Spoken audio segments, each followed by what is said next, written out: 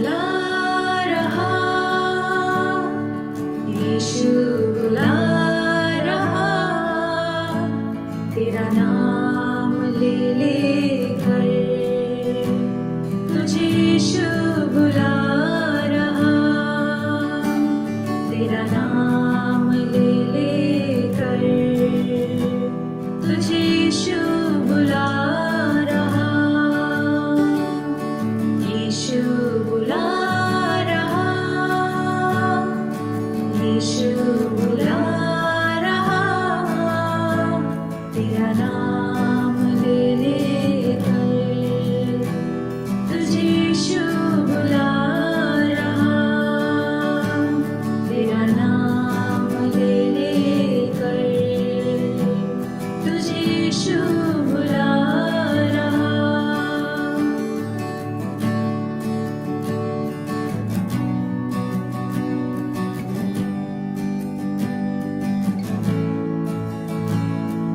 क्या पाएगा तू जीत कर इस दुनिया को,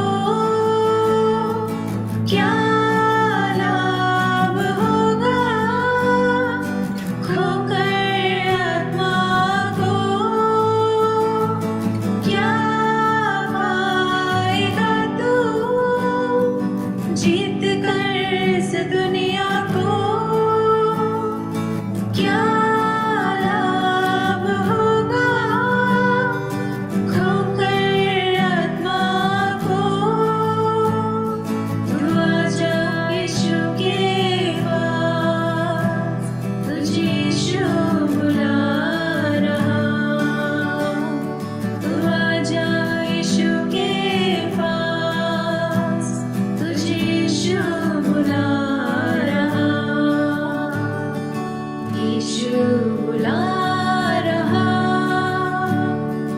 यीशु बुला रहा, तेरा नाम ले लेकर तुझे यीशु बुला रहा, तेरा नाम ले लेकर तुझे यीशु बुला रहा।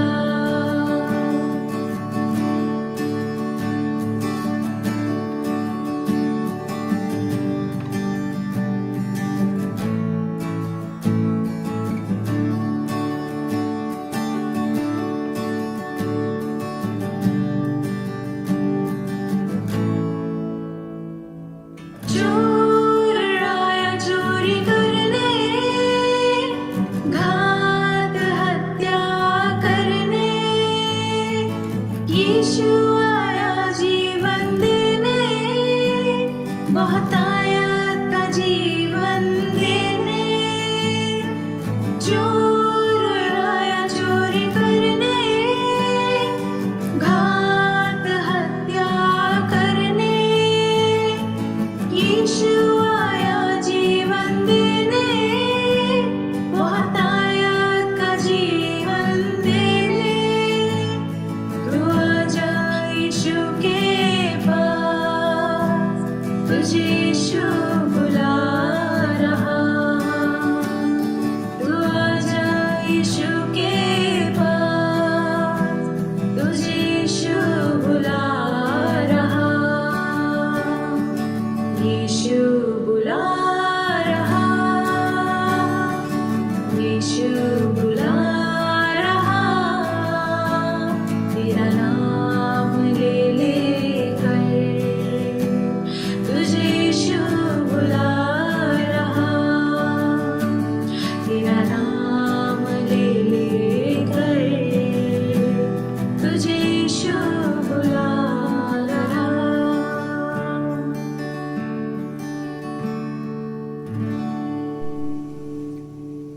हेलो, नमस्ते। आज शाम को इस सुसमाचार सभा में हम आपका सबका स्वागत करते हैं। धन्यवाद देते हैं कि आप अपना वक्त निकाला हमारे साथ बिताने के लिए। आज शाम को एक रोग है जो आज शाम को क्या बहुत दिनों से इसने हमारी जिंदगी को रोक रखा है।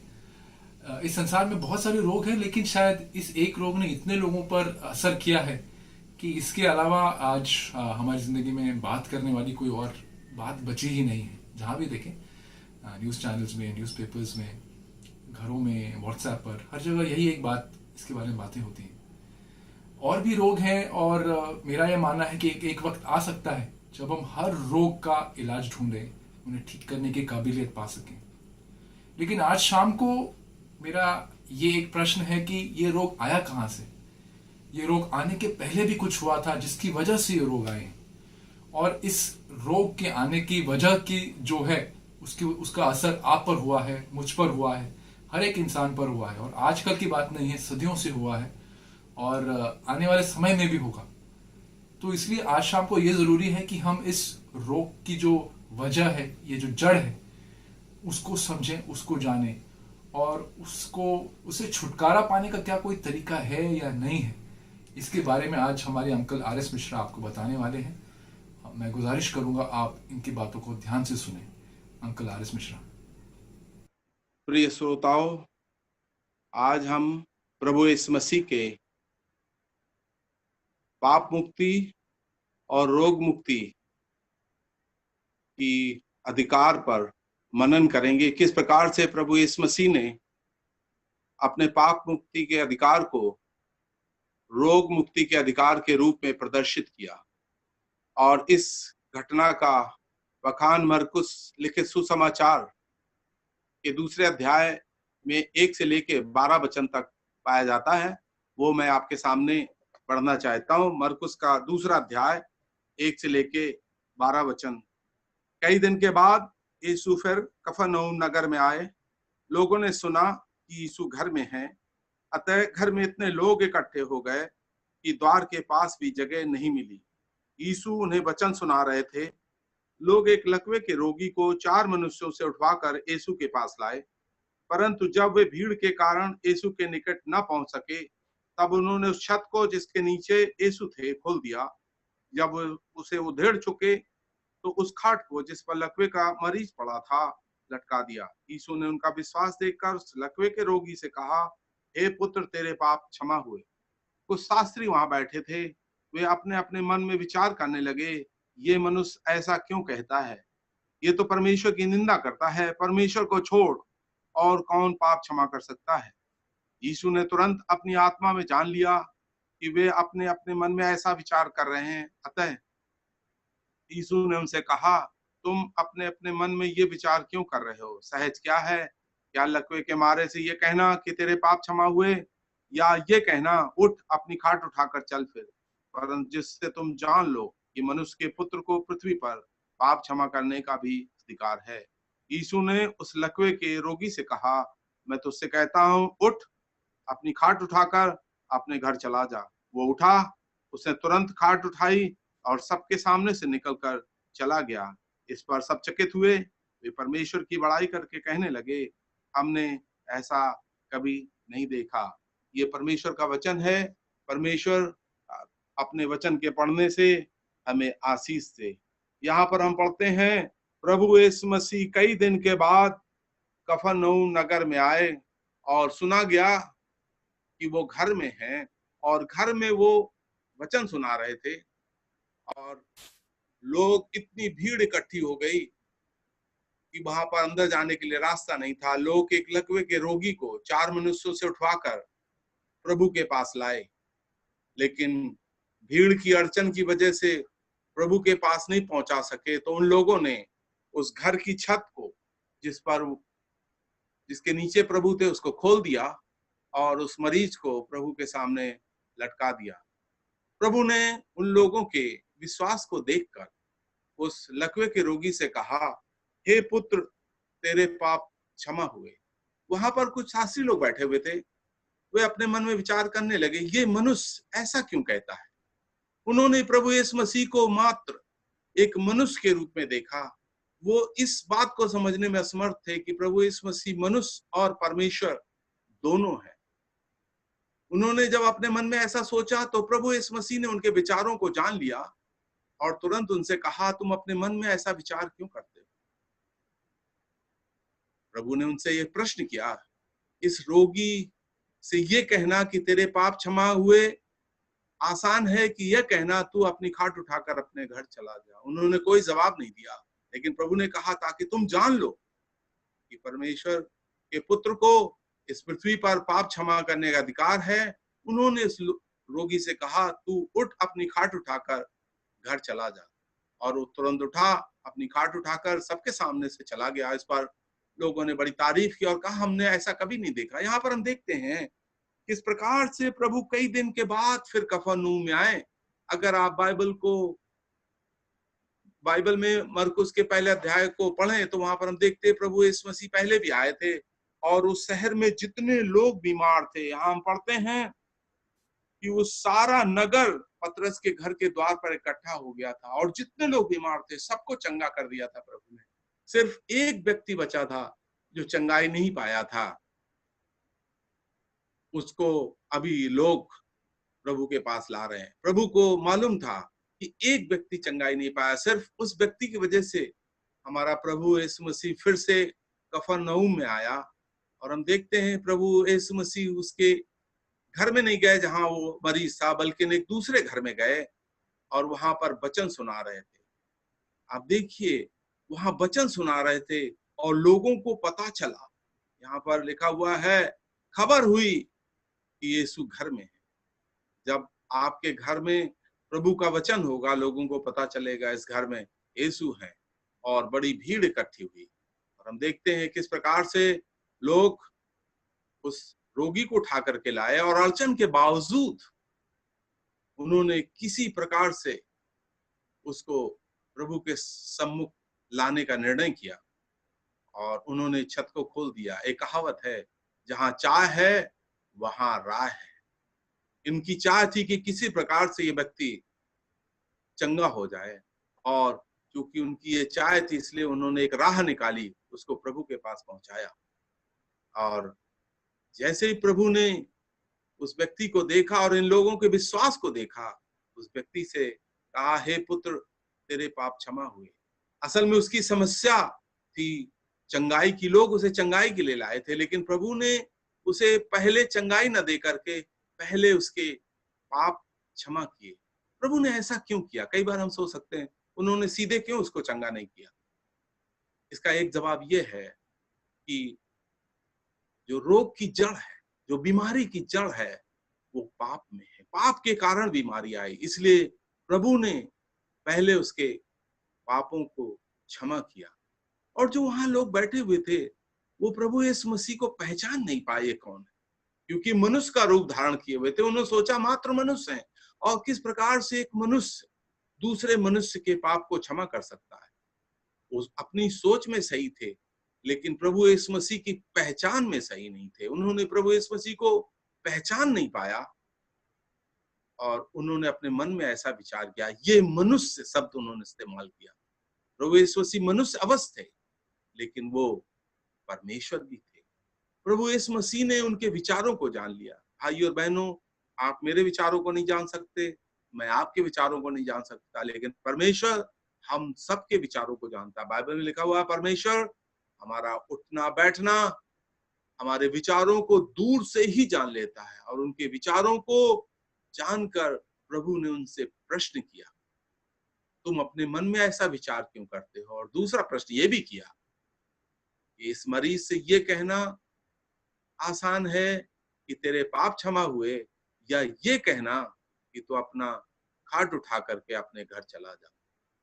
ये दोनों बहुत मुश्किल थे। सिर्फ परमेश्वर पाप क्षमा कर सकता है, सिर्फ परमेश्वर इस प्रकार की चंगाई दे सकता है, और कोई दूसरा नहीं कर सकता। प्रभु यीशु मसीह ने अपने पाप क्षमा के अधिकार को प्रदर्शित करने के लिए उस व्यक्ति से कहा, मैं तुझसे कहता हूं तो अपनी खाट उठाकर अपने घर चला जा। और हम यहाँ पर पढ़ते हैं, वो तुरंत खाट उठाकर, उसने प्रभु यीशु मसीह के शब्दों को जैसे ही सुना, तुरंत उसने अपनी खाट उठाई और सबके सामने से वो चला गया।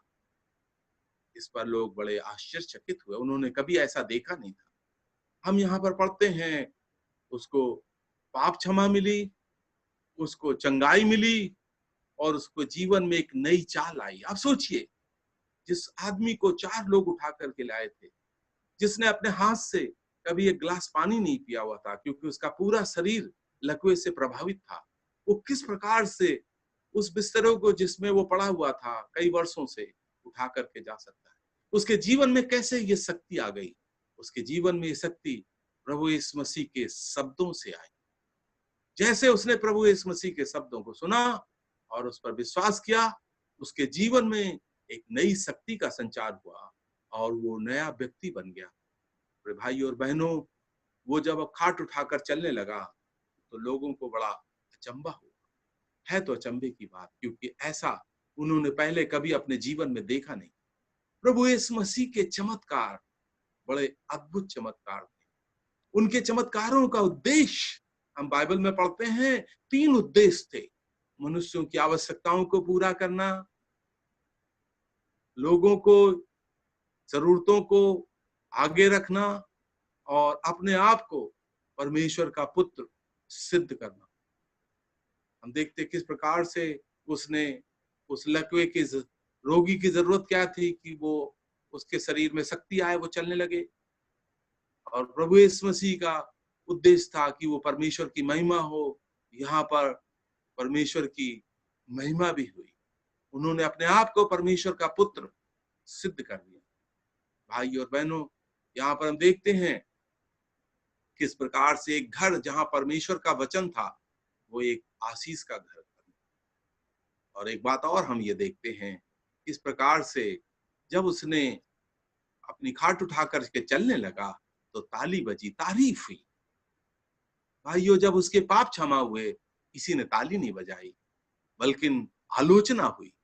जब चंगा हुआ तो किसी ने ताली नहीं बजाई, लेकिन जब वो चलने लगा, उसके जीवन की नई चाल दे करके लोगों ने तालियां बजाना शुरू किया, परमेश्वर की स्तुति करना शुरू किया। क्या हमारे जीवन में एक नए जीवन की चाल है? हमारे पाप क्षमा हुए, हमने रोग से चंगाई पाई। क्या हमारे जीवन को देख करके लोग परमेश्वर की स्तुति करते हैं? हमारे सामने एक बहुत बड़ा चैलेंज। जो लोग प्रभु के पास आ चुके हैं, क्या उनके जीवन से प्रभु की महिमा होती है? और जो लोग चंगाई की खोज में हैं, मैं उनसे ये कहना चाहता हूं, पहले आप पाप से मुक्ति पाइए, फिर आप रोग से मुक्ति पाइए। हम देखते हैं किस प्रकार से भजनकार भजन 103 में लिखता है, हे मेरे मन यहोवा को धन्य कह, वही तो तेरे सब अधर्म को क्षमा करता और तेरे सब रोगों को चंगा करता है। यहाँ पर हम देखते हैं किस प्रकार से भजनकार पहले पाप की क्षमा को पहले लाता है और रोग की चंगाई को बाद में लाता है। यही प्रभु यीशु मसीह ने भी किया। पहले उसके पापों को क्षमा किया, फिर उसके लकवे के रोग को चंगा किया। हम देखते हैं किस प्रकार से प्रभु यीशु मसीह ने पाप की क्षमा के लिए कलवरी के क्रूस पर अपनी जान दे दी। उन्होंने अपना खून बहा दिया ताकि उनके खून बहाने से हमारे पाप क्षमा हो जाए। तो इस व्यक्ति ने पापों की क्षमा प्रभु यीशु मसीह के आने वाली मृत्यु जो क्रूस पर होने वाली थी और जो लहू बहने वाला था, उसके आधार पर उसके पाप क्षमा हो गए। और इस व्यक्ति को चंगाई मिली, वो प्रभु यीशु मसीह के वचन की शक्ति से चंगाई मिली। जैसे उन्होंने वचन कहे, तुरंत उसके जीवन में शक्ति आ गई और वो अपनी खाट उठाकर चला गया। उसका वचन शक्तिमान है, उसका वचन बड़ी शक्ति से चलता है, बड़ी वेग से चलता है। हम देखते प्रभु यीशु मसीह ने कुछ लोगों को छू करके चंगा किया, कुछ लोगों को पास से चंगा किया, कुछ लोगों को दूर से चंगा किया। यहाँ पर इस व्यक्ति को पास से चंगा किया। और हम देखते हैं किस प्रकार से जब वो चलने लगा तो लोगों ने परमेश्वर की स्तुति की, उसके नए जीवन से परमेश्वर की महिमा होने लगी। अगर हमारे श्रोताओं में से कोई ऐसा है जिसने अभी तक अपने जीवन में पाप की क्षमा नहीं पाई, क्योंकि पाप एक बहुत भयंकर बीमारी है। पाप से शरीर ही नहीं, हमारा आत्मा भी नाश हो जाता है। तो हम प्रभु यीशु मसीह के पास आकर के पापों की क्षमा प्राप्त करें, फिर हम दूसरी चीजों के लिए प्रभु से प्रार्थना करें। पापों की क्षमा बहुत महत्वपूर्ण है। जिस व्यक्ति के पाप क्षमा हो जाते हैं उसको उद्धार प्राप्त होता है। जो प्रभु यीशु मसीह की उस कैलवरी के क्रूस की मृत्यु पर विश्वास है, उसको पाप की क्षमा और अनंत जीवन प्राप्त होता है। अगर आपने अभी तक प्रभु यीशु मसीह पर विश्वास करके ये अनंत जीवन नहीं प्राप्त किया, तो आज आपके लिए मौका है। प्रभु यीशु मसीह आपको बुला रहे हैं, आप उनके पास आइए और उनसे पापों की क्षमा पाइए, अपने पापों को कबूल कीजिए। प्रभु, मैं पापी हूँ, मेरे पापों को आप क्षमा करें, मेरे हृदय में आए, मुझे एक नया जीवन दें और मेरे जीवन में एक नई शक्ति और एक नई चाल दें। इस व्यक्ति के समान आप भी एक नई चाल चलने लगेंगे और आपके जीवन के द्वारा परमेश्वर की महिमा होगी। मनुष्य का उद्देश्य यही है। परमेश्वर ने मनुष्य को परमेश्वर की महिमा के लिए बनाया है। क्या आपके जीवन से परमेश्वर की महिमा हो रही है? अगर नहीं, तो आज ये समय है कि पहला कदम आप विश्वास का लेकर के प्रभु यीशु मसीह के पास आइए और अपने जीवन में आशीष पाइए। परमेश्वर इस वचन से आपको आशीष। धन्यवाद आपके समय के लिए। अभी आपने अंकल से सुना कि इस रोग की जो समस्या है, इससे कई बड़ी हमारी पाप की समस्या है, और इस रोग से पहले हमें इस पाप की जो समस्या है उसका हल ढूंढना है। हमें काबिलियत नहीं है कि हम इस पाप की समस्या का कोई हल ढूंढ सके, लेकिन प्रभु यीशु मसीह के द्वारा हम इससे छुटकारा जरूर पा सकते हैं। वो आप जैसे हैं वैसा आपसे प्यार करता है। वो ये नहीं उम्मीद करता कि आप अपने आप को ठीक करो फिर उसके करीब आओ। नहीं, आप जैसे हैं आपसे वो प्रेम करता है और चाहता है कि आप उसको स्वीकार करें, और उसको स्वीकार करने के लिए अपने उद्धारकर्ता के रूप में आपको अपने मुख से इस बात को कहना है और दिल में इसी बात को मानना है, क्योंकि जो बात इंसान दिल में मानता है वो जोर जबरदस्ती से नहीं हो सकती। हम धन्यवाद देते हैं कि आपने अपना समय दिया। आइए हम एक छोटी सी प्रार्थना करेंगे, और अगर आपने प्रभु यीशु मसीह को स्वीकार किया है तो आप भी इस प्रार्थना को साथ में कर सकते हैं। आइए प्रार्थना करें। हे हमारे सच्चे और जीते परमेश्वर, हम धन्यवाद देते हैं तेरा कि तूने इस पाप के इस रोग से हमें मुक्ति दिलाई, हमें चंगाई दी है। तूने हमारा ख्याल रखा है, तूने हमसे प्रेम किया है जब हम तुझे जानते भी नहीं थे, लेकिन इस प्रकार का तूने हमारी तरफ प्रेम दिखाया कि तूने कलवरी के क्रूस पर अपनी जान दे दी हमारे लिए। तू आज जीवित है और हमसे रिश्ता बनाना चाहता है। प्रभु, अगर कोई तुझे स्वीकार करना चाहता है, हमें प्रार्थना करते हैं कि वो ये इन शब्दों को कहे कि हाँ, मैं पापी हूँ, मैंने प्रभु यीशु मसीह के खिलाफ पाप किया है, संसार में पाप किया है, लेकिन मैं प्रभु यीशु मसीह के उस बलिदान को स्वीकार करता हूँ, उसके उद्धार को स्वीकार करता हूँ, और ये मानता हूँ कि मैं पापी हूँ, उसके इस उद्धार के लायक नहीं हूँ, लेकिन फिर भी उसके उस उद्धार को स्वीकार करता हूँ। हम धन्यवाद देते हैं प्रभु कि तूने हमसे इतना प्रेम किया और तूने उस उद्धार का मार्ग तैयार किया। प्रभु, यहाँ पर इस संदेश को सुनने हर इंसान को हम तेरे हाथों में सौंपते हैं। उसका ख्याल रख, तो उनको बिल्कुल सुरक्षित रख और उनको अपने करीब ला। ये छोटी सी प्रार्थना प्रभु यीशु मसीह के नाम में मांगते हैं, तो सुन और कबूल कर। आमीन। धन्यवाद देते हैं आपकी इस उपस्थिति के लिए। हमारा ये कॉन्टैक्ट नंबर है और ये ईमेल आईडी है। आप हमारे यूट्यूब चैनल को सब्सक्राइब भी कर सकते हैं और आपको नोटिफिकेशन आते रहेंगे जब हम ये मैसेज अपलोड करेंगे। धन्यवाद देते हैं। और आपको कोई प्रार्थना का विषय आप चाहते हैं, हमें बताना चाहते हैं कि हम आपके लिए प्रार्थना करें, आप इस नंबर पर या ईमेल पर हमसे कांटेक्ट कर सकते हैं।